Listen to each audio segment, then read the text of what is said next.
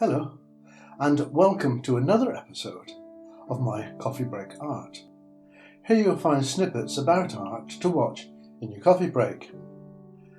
This video looks at the changing social attitudes to the female nude in painting with specific reference to the mid-1800s.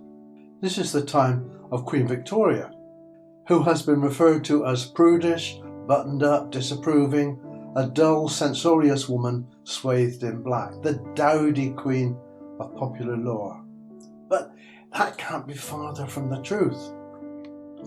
Queen Victoria married Albert when she was 21 and, from all accounts, was deeply in love with him both spiritually and physically. Possibly unlike Albert, who, it had been reported, sort of grew into it over time. From her writings and other evidence, Victoria had quite a sexual appetite and, amongst other things, bought her husband numerous paintings of a distinct sexual nature, although whether these were to encourage his libido has been open to some speculation. In 1844, Albert bought himself a larger-than-life picture by Anton von Guggenbauer that shows Hercules as the sexual slave to the Queen of Lydia, and he hung this picture in his bathroom. But Victoria herself bought him a number of pictures showing frolicking nudes, including L'Allegro by William Edward Frost for his birthday in 1848, Florinda by Franz Xaver Winterhalter for Albert's 33rd birthday in 1852, and The Bather, a marble statue by John Lawler, given to Albert on her birthday in May 1855. Although all in the classic style, these paintings were as near as erotic that could be considered acceptable at the time. Certainly, painting collectors in the 1800s, especially men, were as keen to look at pictures containing the nude female as they always have been. However, in England at that time, there was a virtual rule that anyone thus painted should be presented in a classical form, stylised, and certainly representing some story from antiquity.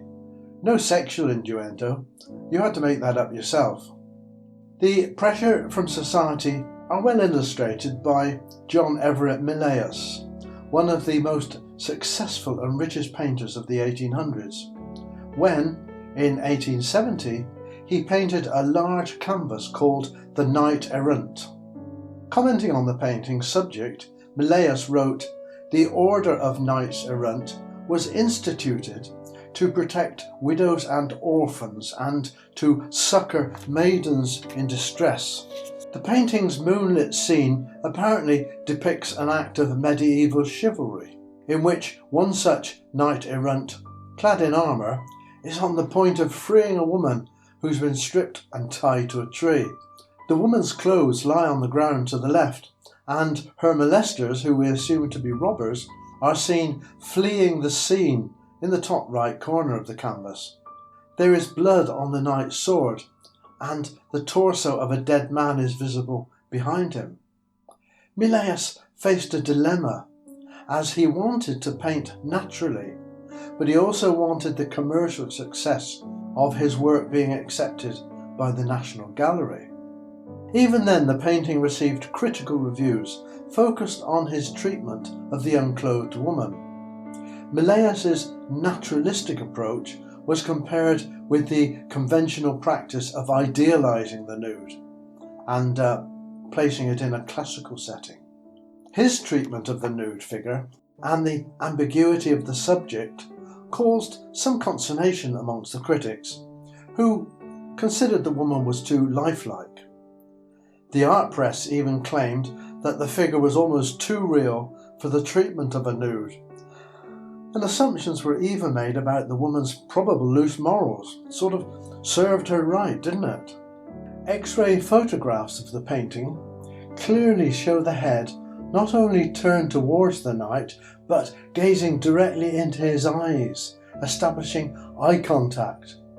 But the poor reviews, coupled with the fact that the painting did not sell, compelled Millais to cut from his canvas the head and chest of the figure and rework these parts to show the woman turning modestly away.